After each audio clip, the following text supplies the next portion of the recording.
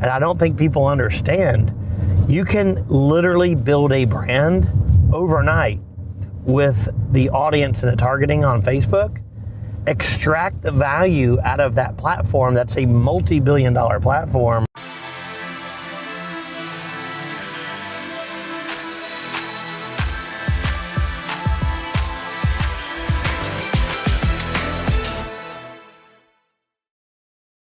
Like the whole idea of Facebook from the day it was born was to connect with people on campus, right? And obviously when they launched it, they realized, oh my gosh, people really want to connect. Like this thing's going viral, like everybody's connecting. And you can extract so much value out of that if you think about it, because these billion-dollar companies are there. They're platforms that connect you. You can build, you can introduce people, start engaging people with your brand. And at the end of the day, you've extracted the value. If Instagram changes tomorrow and makes their organic algorithm only serve up 1% organic connections, if you've already built your brand, you own your brand.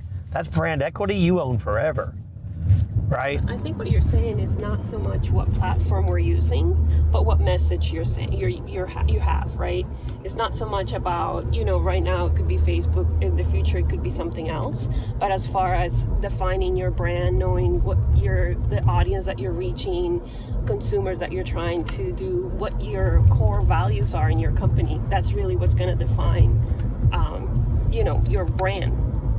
Well, 100%. I mean, one of the things that is important, because I think what you see a lot of retailers and a lot of manufacturers doing is putting content into these platforms out of context.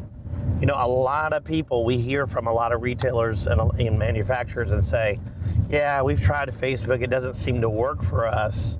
And then you say, well, let's see what you did. And they show us, and it says, we're having an anniversary sale, and they made a post. Or check out this new flooring product, and it's a B2B advertisement on Facebook, and the targeting was a boosted post. And yeah, I mean, what's unique is back in the day, the Yellow Pages, the newspaper, the context of it, you expected to be sold. You were there looking for, whatever. Today, those platforms are everyday communication platforms. Not necessarily, hey, we're having a sale. It's more or less, hey, you know what? There's a sandcastle contest going on in Sarasota, Florida. We're sponsoring this as, ABC floor covering. Love for you to come by. We're handing out coolies, right? Those things are how you actually engage your audience. And it's in a natural way. The context of that is natural on Facebook. It's not really natural to be saying, hey, we're having a sale. The only time that would be appropriate on Facebook is if you've already built an audience and you've started to get engagement on your company. And then out of frequency of them going to your website, frequency of them watching videos, frequency of them engaging with your content, then you would introduce a sale. Otherwise, you're just some cheesy guy on the side of the road spinning the sign going, we got flooring on sale on Facebook. It's no different. It's totally not the right thing to do today. But again, I think it's cool that, we're going to these companies. We're going to be hanging out. And if you really think about what these companies were set to do, or connect people to things they are interested in, whether it's on Google with search or Facebook, just to connect people. And through that, as it's evolved, and now there's 4 billion people on Facebook, they were able to identify these characteristics of people who are actively looking for floor covering or actively doing these things. And then you can put contextually correct content in front of people to bring them into your brand and understanding your company and your brand.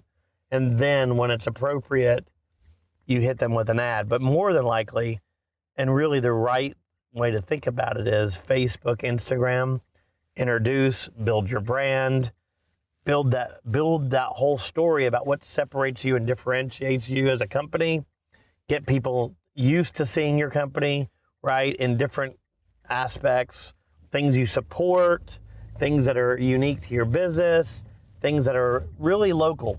With Facebook and Instagram, I mean, we're seeing these crazy numbers where you can get in front of the 50,000 people in the demographic in your market that you're targeting for 2 cents a piece. The best thing you could possibly do in the world is run advertising into your market 24/7, 365, building up the pipeline, building up the brand awareness and the brand equity, and at the same time always be visible on Google, because those people that are actually in market, when they get to the moment of truth to typing in "I need floor covering," they're going to go to Google, but they're going to recognize you from Facebook and Instagram, and that's where you really get the power, the 1-2 punch of the platforms. I think a lot of retailers really think maybe that they missed the boat with. It's funny because we talk to people and they're like, yeah, I've tried digital and I don't know, I just don't seem to get an ROI, and they're not realizing that, first of all, this has just begun. Yeah. We're in the infancy of digital marketing and what you can do with digital marketing as a small business or a brand. I mean, today, the Instagram algorithm is just now getting designed purposely for advertisement, and Facebook is improving and moving parts and pieces to make the advertising more appealing, right, for the end user. So these things are just beginning, and again, it's important to have a company that really understands, the landscape and the targeting aspects and how to build audiences where you want to be. But there's no question that the new form of communication, I mean, every single person is on their phone all day long inside of these platforms. If you can learn how to leverage these platforms, you won. Period. End of story.